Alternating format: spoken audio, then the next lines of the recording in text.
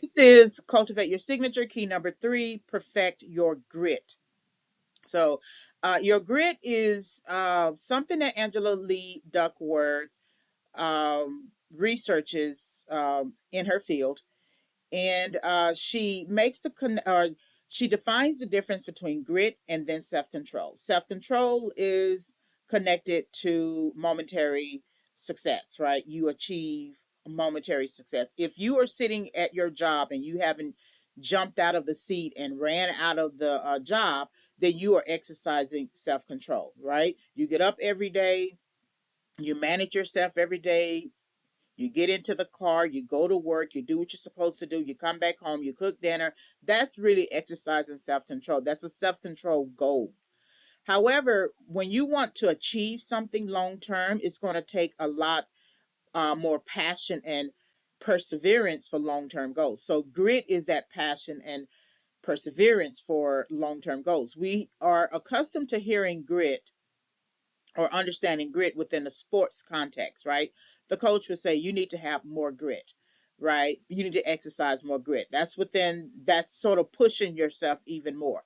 Within non-sports context, it's going to require study. It's going to require learning. It's going to require improving yourself. It's going to require adopting a growth mindset. It's also going to require you to stick with that particular problem that you are trying to solve, and that problem you are trying to solve could be your life assignment, and then that life assignment could take 10, 15, 20, 25 years or just exceed your lifetime. When you think about it like this, either you're going to be the person who's going to pass the baton to the next generation or the next group of people who are going to take that problem and then try to continue to solve it, or you're going to be sort of like Queen Elizabeth who died on the job, or you have some celebrities who were still working until the day of their death, right? And so it just depends on what you're trying to solve, what problem you're trying to solve, who you are as an individual. Do you have the capacity? Do you have the passion? Do you have the perseverance? Because you're going to get your heart broken. Whenever you are trying to go after anything to help anybody to solve any issue, is just ask any of the people uh, who work with youth or who work with social services or who work with the homeless or even in the medical field. Here it is, you're trying to tell someone to go down the right path, and it looks like the person is going down the right path, but then they get distracted and they do whatever they want to do, and that messes with your heart because you thought that you were pouring into someone to help them along their way. But it's going to happen. It's like the person who the male youth pastor or male youth center director who decides to appeal to the youth in sort of like gang infested, violence ridden environment to try to get them not to join a gang or not to pick up a gun, not to be violent. And then you find out that person has been arrested for exactly those two or three things, right? And so now you have to go and visit that person at the jail, try to talk to them again, try to pull them back into a sense of understanding about life, and that could be heartbreaking. But if your goal is to solve a particular issue with the youth, then you're still going to have to walk it out. You're going to have to grieve over it. You may have to grieve over the young man who decided to pursue violence and now it's going to go to jail for many years.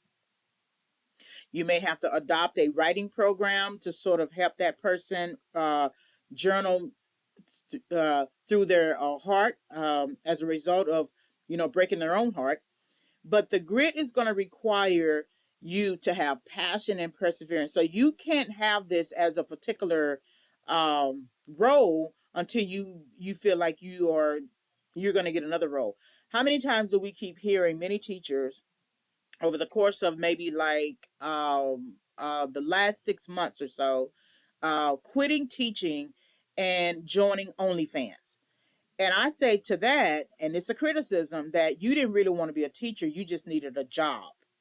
You didn't want to solve any sort of learning issue for students. You just needed something. You probably were good at communicating information. students were able to understand you, but you complained about the pay, or you complained about the hours, or you complained about whatever you complained about, and then you decided to jump off that path that you were actually very effective on and jump on another path that's going to give you less time to be effective but more money. All that tells me is that you never really wanted the job in the first place. You never really, it was a job to you, rather.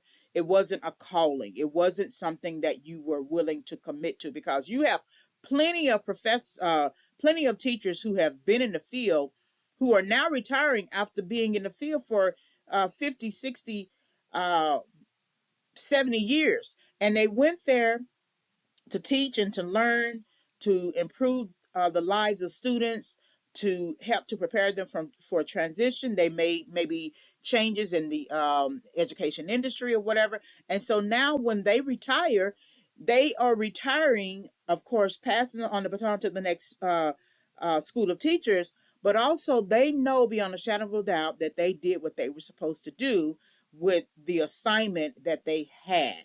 And so, when you are thinking about your signature, your signature is going to take time to learn. When we had to learn cursive, or learn how to write in school, that's a whole elementary school process, uh, what we call grammar school. And so that takes some time to learn the steps to how to write, and then how to write in cursive, and you have to stick with it. So this is Cultivate Your Signature, key number 3: perfect your grit.